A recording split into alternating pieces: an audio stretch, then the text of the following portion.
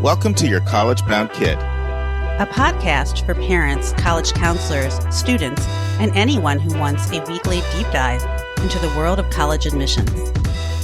My name is Julia. I was an admission officer at Haverford College, an outside reader for Emory University, and I currently work as a school-based counselor at a school in Massachusetts. I'm Lisa, and I'm a clinical psychologist and college counselor. I have a daughter in college, a daughter in high school, and a son in middle school. After 30 years in Chicago, we recently moved to North Carolina. My name is Mark. I'm a college coach in Atlanta and the parent of two daughters. Karis, a graduate of Davidson College, and she is the founder of the Spanish tutoring company, SpanishHelpToday.com. And Joy is a wellness coach at the Keenan Flagler Business School at the University of North Carolina in Chapel Hill. And I'm so blessed to be able to work alongside both my beautiful daughters at School Match for You, college counseling firm that I founded in 2010. Good afternoon, friends. Wow, what a big week in college admissions. On episode 370, I did a deep dive on how transformational the SAVE plan was for any federal loan borrowers. Well, federal district judges in Kansas and Missouri blocked key provisions of the plan in June, and a federal appeals court put that decision on hold in July and allowed the Biden administration to move forward and go ahead with its lower monthly payments for student borrowers. But on Thursday's ruling, the Eighth Circuit Court of Appeals completely blocked the program, and now it has an unclear path forward.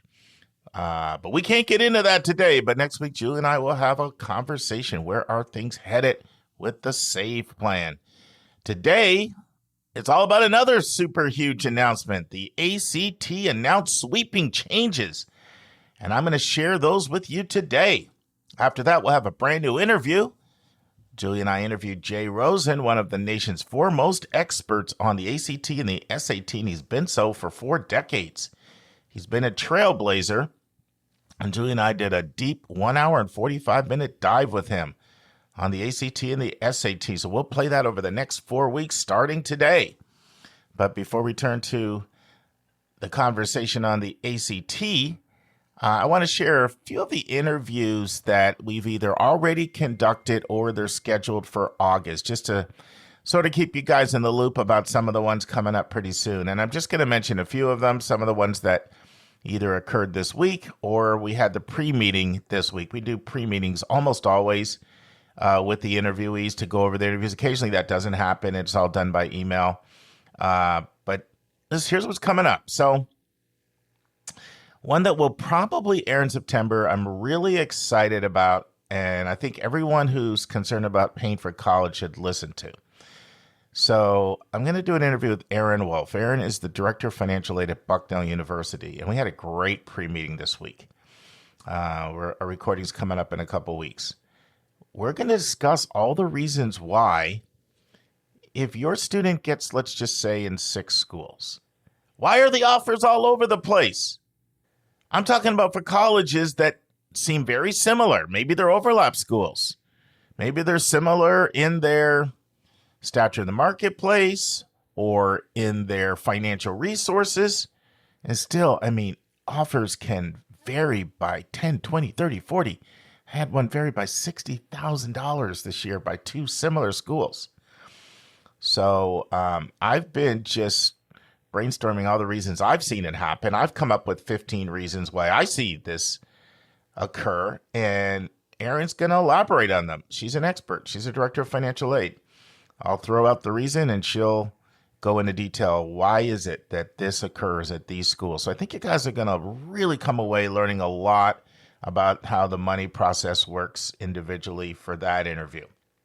I also have an interview coming up with Kelly Walter. She's the VP of Enrollment at Boston University, 40 years at BU and 43 years in admissions. I love it when we get these pros in their 5th decade, of service. So that's one coming up. So if you're interested in Boston University, you can look forward to that. Vince did a deep dive on all things arts, performing, and visual with Sarah Lovely. That's already been recorded, Admissions in the Arts. So look for that. And we're going to, he covers a lot of things in the arts.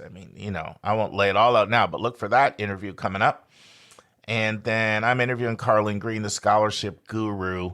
A lot of times people don't know where to start when it comes to winning outside scholarships, external scholarships, civic organizations, corporations, foundations, philanthropists, religious organizations, churches, local, domestic, state. Like, who should apply? When should you apply? How do you apply? I did one interview like that with a student of mine who won 10 outside scholarships. That was almost 4 years ago. We haven't ever interviewed a professional, and I had two great choices, Carlin and someone I've known for 15 years, and I just felt like Carlin was just the person for the moment. So very excited about that. So those are just a few of the interviews that you can expect, and many, many others, by the way, as well. But those are some that we either had the pre-meetings this week to go over the details, or the meeting or the interviews already occurred. So friends, this is the Big 450 episode. And we're just as committed as ever to our mission to make college knowledge available to all. I'm already looking forward to episode 500. I'm looking forward to episode 1000. And friends, I only mention money every 50 episodes. That's intentional. I know you don't want to hear about money all the time. A lot of people are like, hey, run commercials. But it does take money to run a podcast like ours. We've made a decision to go completely commercial free, 2.5 to 3 hours a week. And if you're someone who enjoys supporting causes you believe in, we could use your support. And if that's not your jam, that's perfectly fine. We just want to speak to people who enjoy giving and get some joy out of supporting causes they believe in. You just go to yourcollegeboundkid.com I'm so used to saying yourcollegeboundkid.com/events, talking about signing up for our events. But you just go to yourcollegeboundkid.com and you can't miss the donate button. And once again, if you're able and willing, we'd love to have you become one of our partners. If you've given in the past, or if you're one of our monthly partners, you're automatically going to get something special coming up for you. So our best way to thank you for your support is to give bonus content, because you're content lovers. You wouldn't listen to this podcast. So deliver directly to your mailbox. When we first started doing this, I used to do like 10 minutes a month. And it's just easier now with 2 episodes for me to give you something that's a lot longer, but less frequently. So I have been working on this for some time. I'm going to be sharing with you at least 40 tips to help you with your personal statement. I've got 35 of them prepared already, and I'm working on that. I'll finish that content up this week, and I'll do a recording. And it's some good content. I think you'll be very pleased with that. You'll get it delivered directly in multiple emails to your inbox. If you are a supporter of our podcast, or if you've ever supported anytime in the past, no matter what amount, we're just grateful for your support. Grateful to have you as one of our partners. All right, friends, let's transition to the ACT. Well, if you heard my interview with Jed Appleruth, the founder of Appleruth Tutoring and Test Prep Company, about 3 months ago, Jed predicted all of this. I mean, one quote from Jed in that interview was this: The SAT is eating the ACT's lunch right now. In fact, I kind of used that to promote the interview because I thought that was so provocative, but true. And Jed basically went on to say that they're going to have to make some major changes. They're going to have to go digital. They're going to have to get shorter. They're going to have to make changes. So I thought you might be interested in a little background. So, you know, the SAT and the ACT wars have been going on for decades, and the SAT had been the dominant test, but they've been close for quite a while. But that started changing 2014, 15, 16. In fact, in 2016, there were more than 400,000 more ACT test takers than there were SAT test takers. And that's when, you know, the SAT made a major overhaul. You may remember that. They got rid of, you know, the mandatory writing test, changed the test from being on a 2400 scale, went back to the 1600 scale because they were losing market share. Well, let's fast forward to 2023. More than 1.9 million people took the SAT, and less than 1.4 million took the ACT. In fact, it was 1,386,000. In both 2016 and 2017, there were more than 2 million students who took the ACT. But they have not broken the 1.4 million mark now for 3 straight years. So they're down more than 40%. So something had to be done. So what did they do? Well, here's several changes that went into effect this week. Big announcement. Probably the one that's grabbing people the most is the test is going to be a shorter, and I mean a lot shorter. That's one of the big changes that happened with the digital SAT, is they went to the shorter test. And, I mean, the ACT, they had to do it, you know. The SAT has its flaws, and you're going to hear about a lot of those flaws in our interview for over the next few weeks. But one thing I can tell you from talking to our students, they like the shorter test. They like the shorter test, and they actually like it being digital. So the ACT realized that pretty quickly. They got one up. You know, Jed talked about this in his interview with me. Originally, the ACT was the one that was going to go digital before the SAT. And then they got cold feet. The SAT jumped ahead of them. Well, the ACT did a pilot in June of 2024. So we're talking last month. And 5 weeks into the pilot, they ended it. They're like, evidence is overwhelming. People like the shorter test. And what they did was they piloted a test that was 2 hours instead of 2 hours and 55 minutes. So basically an hour shorter. Now, they're actually one-upping the SAT. Right now, the SAT is 2 hours and 14 minutes. The new ACT is going to be 2 hours, really taking almost a full hour off the test. So that's a major, major, major change, and probably the biggest headliner. But it's not the only change. One of the biggest complaints about the ACT is you don't have enough time to finish. Well, all of that just changed in a major way.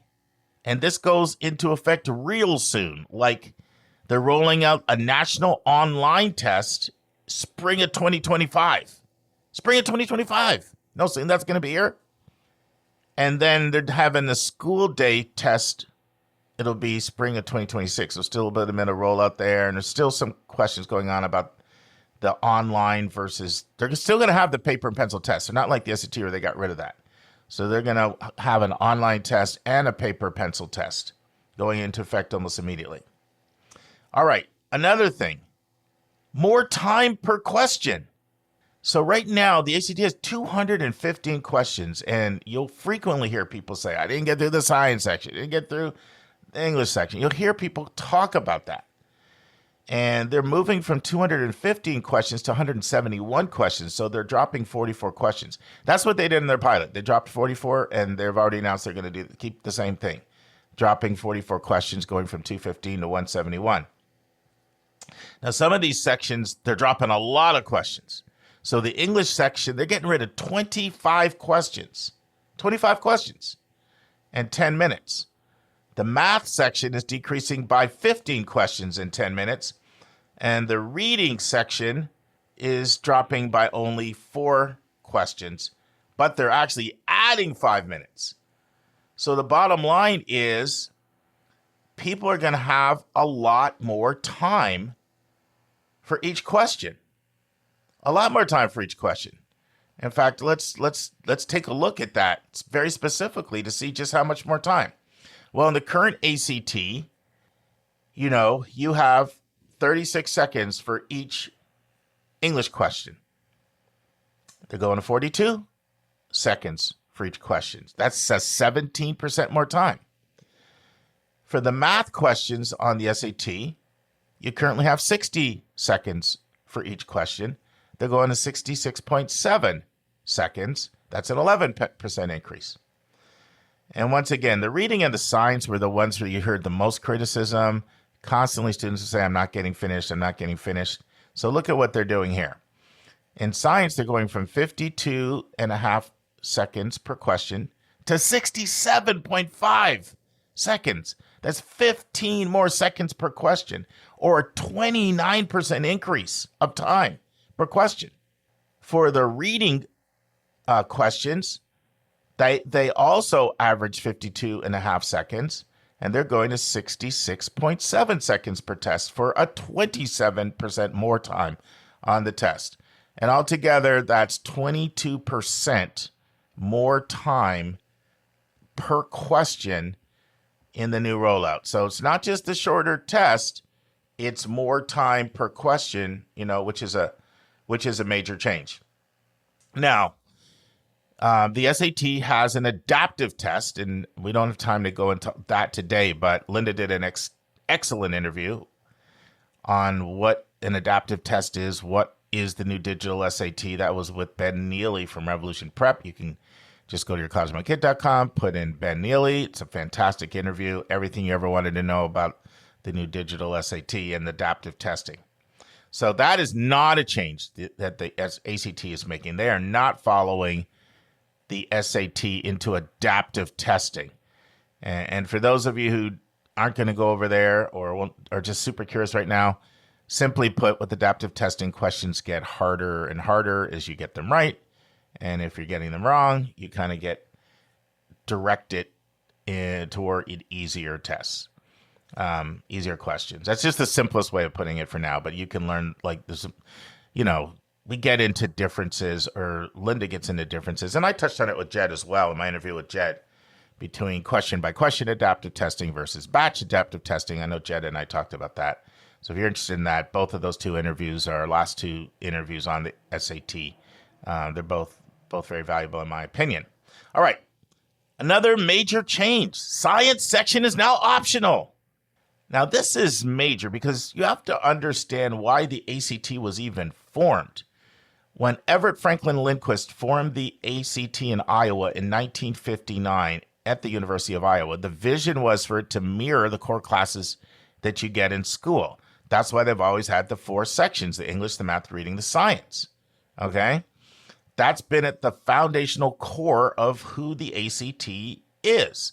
But they're feeling so much pressure to shorten this test and to have some type of online version that they're now making science optional, just like the writing section has been optional.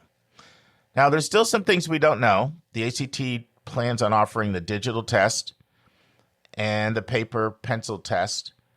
But will that also be shorter? I'm expecting it will be, but so far that hasn't been announced. We just know that the online test is going to be shorter.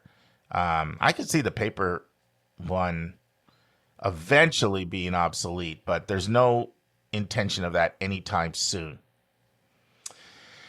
All right, now, what are my thoughts on these changes? Well, anytime you make a test shorter, anybody's going to like that, right? Would you rather take a standardized test for 2 hours or 3? Like, end of story, case closed. Would you rather have more time to answer a question or less time? I mean, these are improvements, and we know the tests are not going to be obsolete, even though they have their flaws, which you're going to hear a lot about in our interview. But it is a little controversial because making science optional does open up Pandora's box. I don't want to speak for Julia. She's more than capable of speaking for herself, but I know she wouldn't mind me saying this. She immediately identified this optional nature as something that was going to add an element of stress, because now students are going to be saying, is it really optional, or are they just saying it's optional? How do colleges feel? And colleges are individual. So one college could say, well, it's optional, but we really find science is helpful. And I support that 100%. I already know I'm going to get those questions. It says optional, but is it really optional? Do I need to take science? I know that because I get asked about writing all the time now. Okay? And writing hasn't been looked at in a serious way for years. But science been part of the core of what made the ACT different. So, that is a concern. One more thing of note, and this is something I think you'll find interesting. It's why you listen to your college-bound kid. Hopefully you learn something. One of the best compliments I hear when I talk to listeners is, I learned something every episode. That makes me really happy because I take all of your time very seriously and I don't want to waste it. So here's something to keep your eye on. The ACT hasn't said anything about making the test harder. In fact, they've said they do not plan on making it harder. So if you have 22% more time without making the test harder, is this going to lead to inflated ACT scores? I think that's the intent. I really do. I've been watching these ACT, SAT battles for decades. And every time one makes a change, they always one up the other. I mean, it's fiercely competitive. And just, okay, yeah, they're going to 2 hours instead of 2 hours and 14. That's not a game changer. But one thing that really could be is if people feel like they're going to get inflated scores. Now, eventually that could get normed in and colleges could adjust, but that could take a while. So that's just something that's interesting. And I really got into my research. So I got granular this week for you guys. And I dug up some information on ACT test score inflation. Check this out. In 2013, 1 out of every 1,600 kids got a 36 on the ACT. Okay? 2013, 11 years ago, 1 out of 1,600. So that's really less than one school because most people don't have 1,600 in the senior class, although, seniors and juniors and even sophomores do take the tests all in the same year. Still, 1 out of every 1,600 kids got a perfect 36. I wish you were here and I could ask you to guess because I like making people guess. But you can't, so I'll just have to put it out there. In 2022, 1 out of 400 got a 36. So you went from 1 in 1,600 in 2013 to 1 in 400, 4 times more likely to get a perfect test. And I see this, this is something I've talked to Jed Alperuth about. I said, I see more 36s than I see 1,600s. Although every year is different. So the question is, are we going to continue to see test score inflation? I haven't seen hardcore data yet, but I am noticing how many kids are getting 5s on this brand new AP pre-calc test. And I heard from a fairly credible source that there are way more 5s on the test. I know I'm seeing it. So is that the new frontier, battling for test score inflation? Interesting. Something worth paying attention to. Well, there'll be more developments on this. I just like to bring you new news when it pops. And this was a pretty significant one. So we changed our programming up, called an audible. And that's one of the reasons we actually went to the Monday episode. So if something breaks, we can get it to you guys sooner without having to wait a whole week. But right now, very excited to transition to really a fun interview that I did with Julia, with Jay Rosner.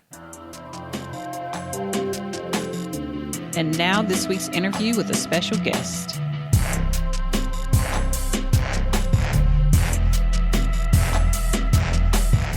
Friends, in the first part of Julia and our interview with Jay Rosner, Julia does an introduction of Jay, and then Jay goes into more in depth about his background. Jay explains the mission of the foundation he works for. Jay explains why he went from running Princeton Review test prep office 35 years ago to someone who's become more opposed to the SAT and the ACT the longer he lives. Jay answers the question, isn't standardized testing the one common benchmark that's objective in the file?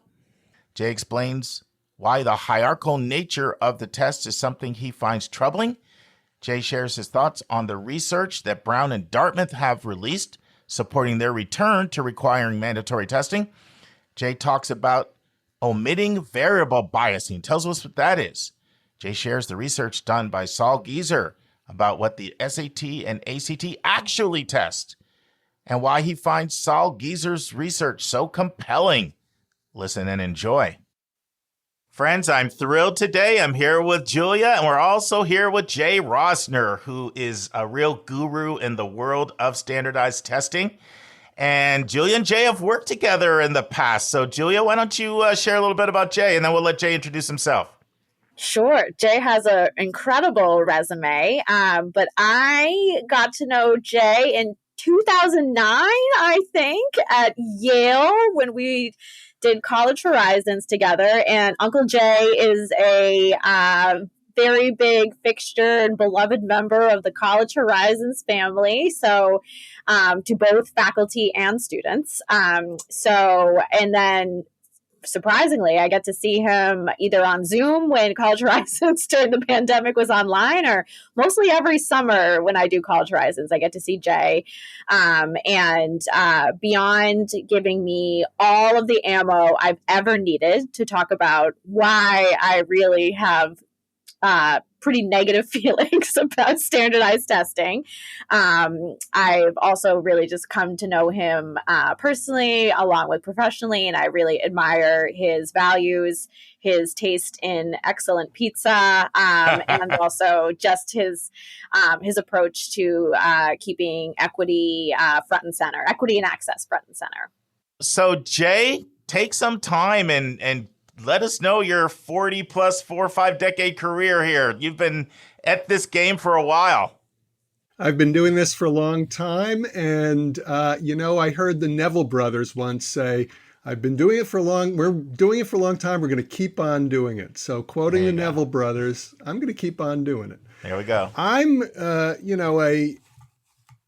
an advocate for fair testing. I've turned into more of an activist in the last 5 to 10 years, feeling that advocacy is necessary and wonderful and insufficient. We need activism to help move the needle on equity and testing. So my checkered career started as a high school teacher way back in the last century at a small high school for 2 years that would have been called a charter school, but that terminology didn't exist back then. It was small, public, innovative, and a very interesting place to be. Then I went to law school, practiced law for a while, and met John Katzman, the founder of the Princeton Review, in the late 80s, and began to work with John and ran a Princeton Review office in Seattle, Washington, in the early 90s, and then did some legal work for the Princeton Review, and finally hit my ideal position, which was running the Princeton Review Foundation, which is a 501c3 nonprofit, which I took over in 1995. And I've been heading the foundation, which is essentially me, since 1995. And the mission of the foundation is to do advocacy around test fairness. The foundation has provided test prep resources to low-income and underrepresented minority students. And connected to that work, obviously, is my work with College Horizons. But as I said, in recent years, activism has played a larger and larger role. I'm trying to create systemic change where I can in the testing domain. So that's the slightly longer elevator pitch version of my checkered career, as I say. And I've had the blessing of not only being able to work with great organizations like College Horizons, but I've been able to be an expert witness on testing in some very interesting situations, the most significant of which was the Grutter case of the University of Michigan Law School affirmative action case, which set us on a path to enable us to use affirmative action for a couple of decades until the Supreme Court recently took that away in the Harvard and UNC cases. So that's a capsule summary. Perhaps I should mention one of my proudest moments in my career was working on the University of California situation where the UC system decided to eject the tests in 2020 and become test-free. And the UC system is now entering its 4th cycle of test-free admissions, where none of the UC campuses consider a test score in undergraduate admissions. And it's something I want to talk about a little bit more later, but I thought I'd mention that right at the outset. So has your thinking evolved, or is your view on standardized testing very similar to what it was when you first got into this work, in early 80s or whatever? That's a great question. I think my position has deepened.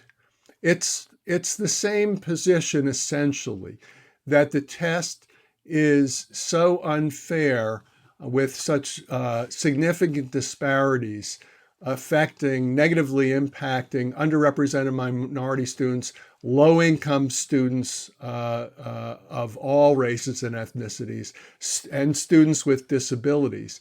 That negative impact is so powerful that we should just get rid of the tests. And the way my position has evolved over the years is that I've gotten a richer and deeper and broader understanding of the implications of all of those issues. And there's some current research that we will end up talking about shortly that's part of that understanding. So it's the same position, Mark, but with a richer and deeper understanding of how powerful all the factors surrounding testing are. I know when I did admissions and somebody came to committee with low test scores, I can hear it like it was yesterday. Some very loud voices in the room would say, I think testing's important. It's the only objective benchmark in the file. And I know that's a very common perception nationwide. Parents, educators, grades are all over the place. They're subjective. Recs are all over the place. They're subjective. Testing is concrete, measurable, systematized. I know I'm probably making you want to puke over there, but what's wrong with that statement? Because that's, I would argue, the commonly prevailing notion. Yes, I agree. That is the common prevailing misinformation. Testing is subjective. And it's subjective. I've done some research, but kind of on the side, I've done some, that's not my field. But on the side, I've done some research, and my research addresses that issue in I think, a pretty unique way. I looked very carefully at question selection for the test, and question selection is subjective. You have people selecting questions based on certain criteria, and though that criteria is subjective. And the subjective nature of the criteria is that questions are you and I would select questions differently than the test developers do. They select questions with a focus on norm referencing. And I don't want to get too technical here, and I can't get that technical because I'm not an expert in statistics or psychometrics. I know just enough of those fields to be dangerous with my criticism of testing. But when you create a norm reference test, you're creating a bell curve of results. And I think you're familiar with that. There are relatively low number of students who score at the bottom end of the scale. And then the numbers of students increase in the middle, hence the bell curve shape. And there are relatively few students who score on the high end, or the right-hand tail, if you will, of the bell curve.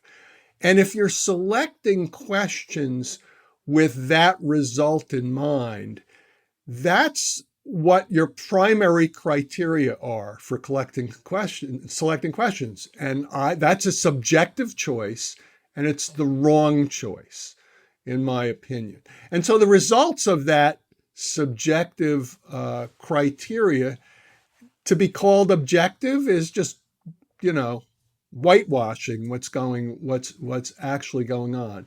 And here's another misconception.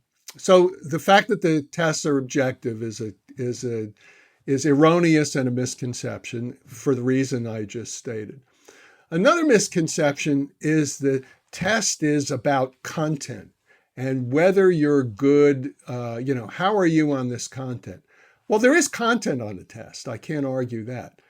But the content is secondary to the question selection process. which requires questions to be selected so that they create a bell curve. And I'll give you one example. If you have an SAT question, the questions are pre-tested. So people think somehow the questions fall from the sky. No, they're chosen, and they're chosen by this criteria that I just described.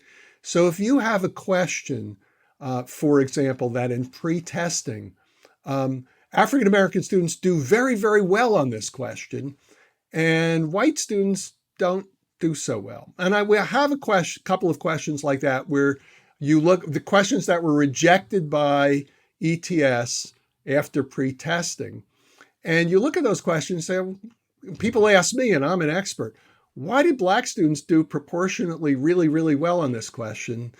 And I look at the question, I don't know. It just captures race in some way that you can't see. Well, those questions have to be rejected for appearing on the official test because they don't help the bell curve. They're against the bell curve. And so you can see that this whole, the word rigged is now been devalued since politicians use it inappropriately. But I've been saying for 20 years, the test is rigged. And it's rigged against the usual subjects. Underrepresented minority students, low-income students of every race and ethnicity,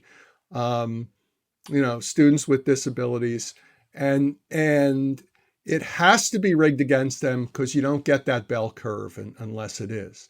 So with the bell curve front and center as a subjective choice for choosing questions, the test is subjective. It's not objective. Well, I was curious if there's other elements to this argument about, or counter argument about it being, standardized testing being a standardized metric. Are there other things you wish the public knew, Jay, about this supposed standard metric? I just put standard in air quotes to the listeners. How much time do you have, and where do you want to start? You go where you want to go with it. Okay. Let me make one more comment relative to the bell curve, and then I'll go into some other ways of looking at the test. And this relates, Mark, to the question you asked me earlier about how my thinking about the test has evolved over the years. I've said it's gotten richer and deeper. But in the last year, I've been really struck by how hierarchy affects everything. It just affects everything. And, usually for the worse. Hierarchy has some benefits and some really disastrous detriments. Capitalism is very much a hierarchical kind of construct. We like to think that we're not a class-oriented society like Britain used to be, but boy, are we class-oriented. And the reason I'm talking about this is the quintessential example of hierarchy is the norm reference test, because it's designed to rank people. That's the primary purpose. It's not designed to test people's knowledge of content. That's there, but it's very secondary. That's not the primary design. Primary design is to rank people. And if folks understood better that, and people kind of understand, but the test ranks people, but there's other stuff going on. It's important assessment of knowledge. No, it's ranks people. And I think if folks really manage to concentrate on that and see how the test resonates in ranking people, they'd be less amenable to the test, because a lot of people like, where do you rank? Well, where do you rank? And it's, people find that to be obnoxious. And so this instrument does something obnoxious, and somehow people are accepting of it. So that I wanted to add that. But to the other factors, Julia, we could get into the research that supports the current trickle of schools that are reverting to reimposing a test requirement, because their research is problematic in ways that I can describe, and that's I think an important and resonant current criticism of the test that's very, very little known. My few of my colleagues and I discussed this. Somebody's got to write about it. Maybe I'll Maybe have you. to. Yes. Yeah. But that's the research is a giant problem area of the test. Can you, you said maybe we can get into, I think we should get into that because, Okay. I mean, several people have come out, Brown, Yale, Dartmouth, others, MIT, and they've all talked about their research.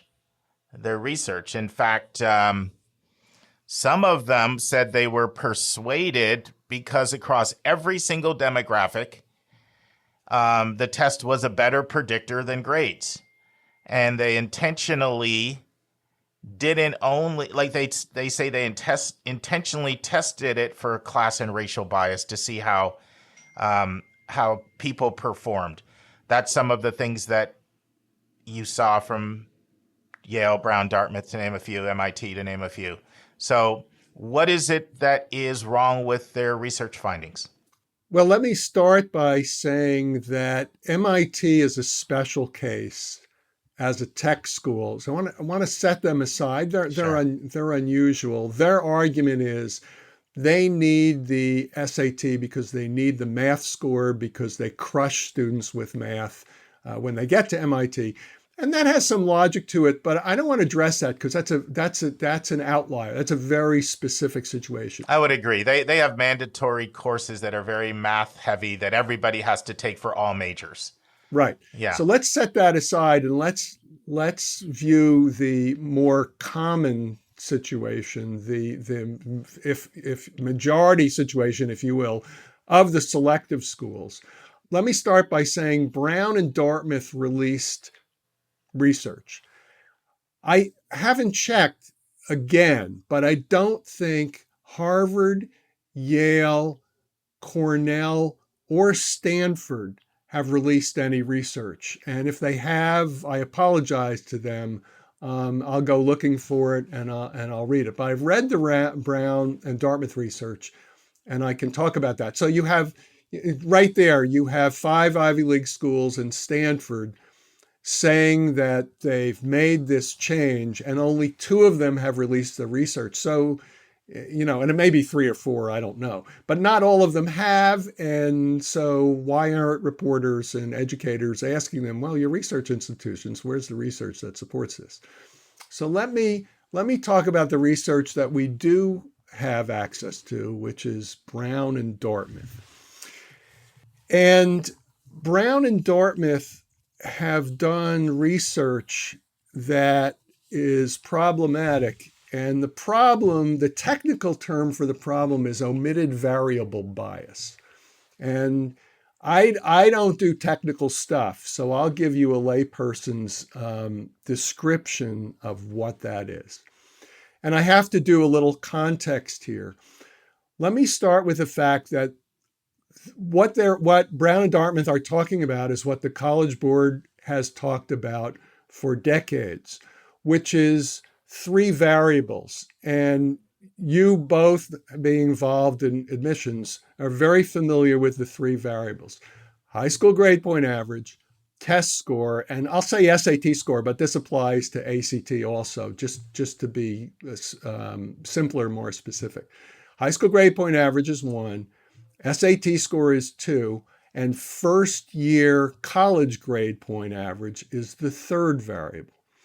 And the way that the College Board has always suggested that everybody look at this, and the way that Dartmouth and Brown looked at it, is let's see what the predictive capability of the high school grade point average is to college first year grade point average.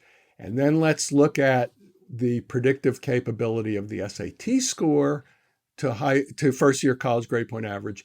And then we'll add high school grade point average and SAT score, and let's see what that prediction provides us for first year grade point average.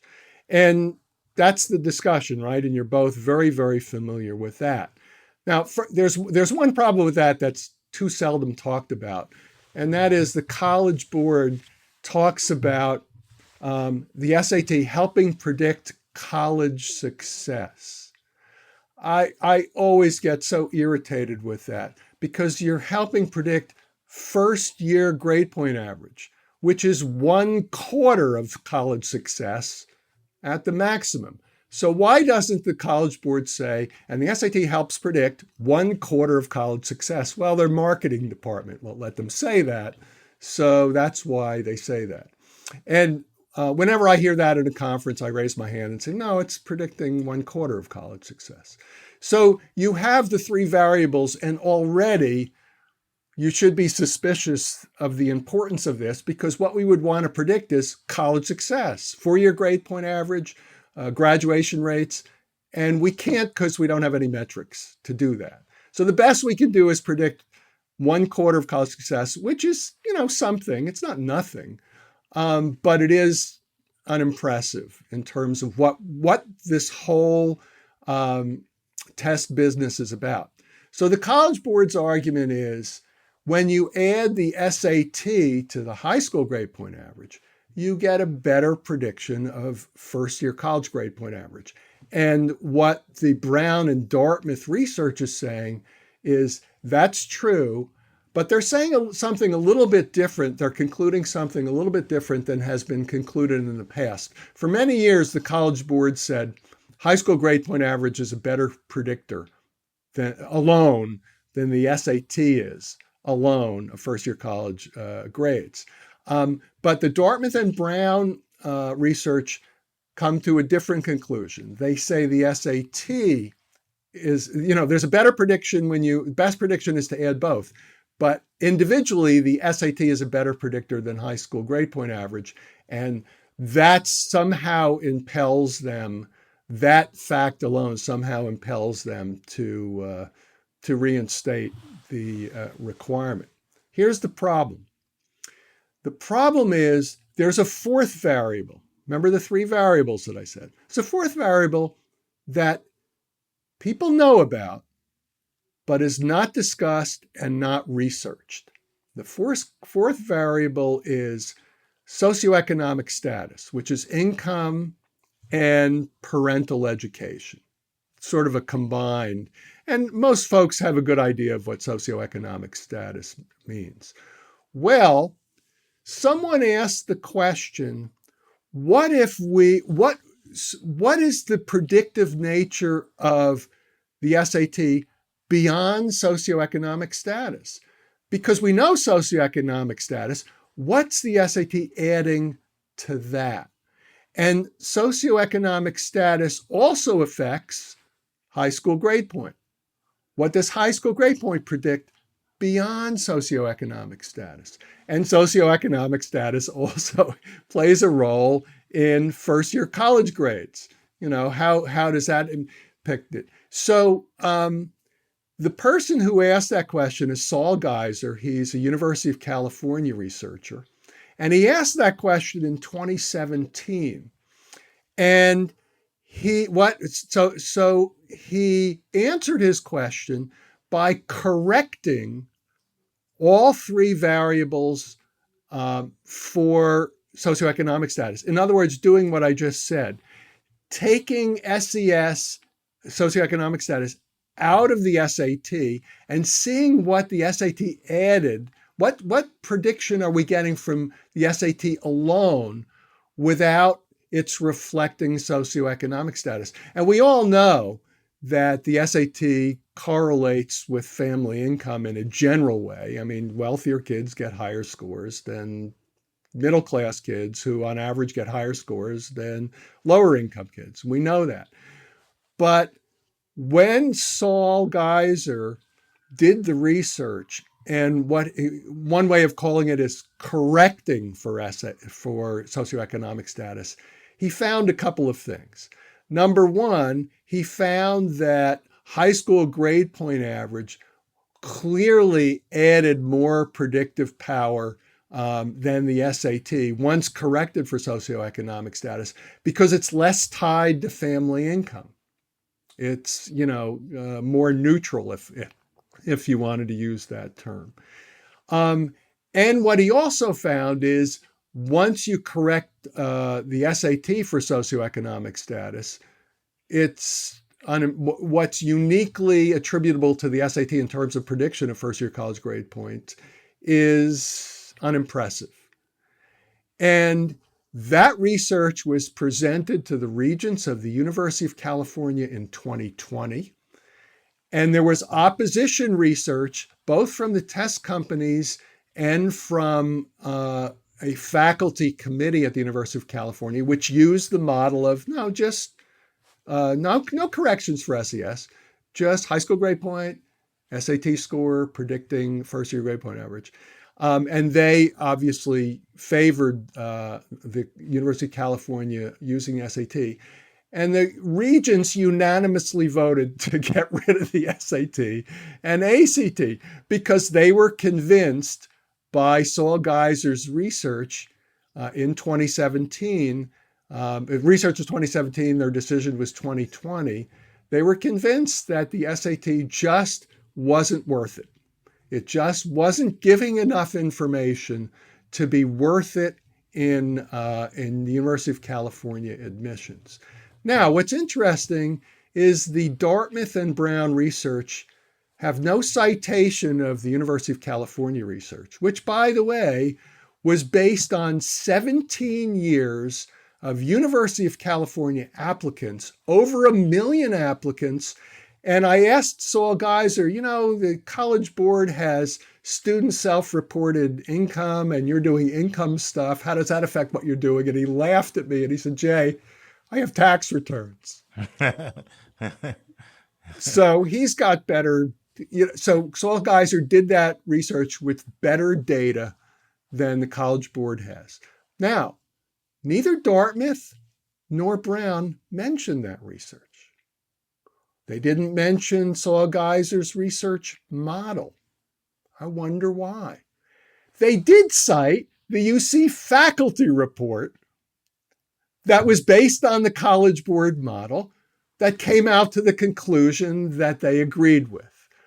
They didn't say, and that faculty report was blasted out of the water by Saul Geiser's research, which the regents favored because it was just better. And so Saul's research is richer and deeper and contains more variables. Friends, this concludes the first part of Julie and my interview with Jay Rosner. We hope you join us next week for part 2 of 4.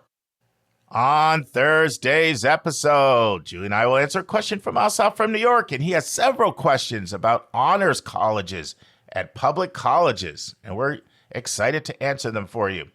And our roundtable is back to answer another QFL question from a listener. Multiple questions, all from one listener in New York State. We continue my interview with Stephen Bird and Don Hostler on how a few big enrollment management companies are like the invisible hand, the puppet masters, controlling so many admissions decisions. And we have a brand new college spotlight that I'm really excited about because we're going back to the old school college spotlights. We used to do a lot more of these before we went to 2 episodes. Not necessarily where we interview an expert on a college, but we do a recent visit and we break it down and we give you our feedback on the visit. So I visited the University of South Carolina in Columbia on the 18th of June. And fun fact, a lot of people don't know, but Lisa's oldest daughter, Lily, who's at Elon, her second choice was University of South Carolina. In fact, I first met Lisa when Lily was a junior, and she had recently got back from a visit to South Carolina. And since then, she's been again. So Lisa and I together break down the University of South Carolina for you guys. And we have a robust conversation that was pretty lengthy and will run over 3 weeks. Friends, never forget this. Happiness is not something that you find because you, quote unquote, went to the right college. Happiness is something you create. You create it for yourself. Happiness is not something you find. Happiness is something you create. And that's our show. A big thank you to you, our listeners, for tuning in this week. If you find this podcast helpful, please follow us and you'll get every single episode as soon as it is released. If you're interested, there are a few ways you can really support our podcast. You can click the share button and send it to your friends and acquaintances. You can help us pay our staff and our expenses by donating on our website. You can write a review for us on Apple or Spotify. I'm the producer of the podcast, but we have a fantastic team of 15. Shout out to our co-host, Dr. Lisa Ruff, Dr. David Williams, Linda Depker, Susan Tree, Vince Garcia, and Julia Esquivel. And to our substitute co-host, Sylvia Borgo. Our sensational sound engineer is Nemanja Motvich. Our amazing music is from Victor Allen Weeks. Marketing designs are from Kimberly Blass. Lily Parikh manages our Instagram. Our image editor is Talha Khan. Joyce Ducker does our website episode updates. And our webmaster is Stalianos Dimitriou.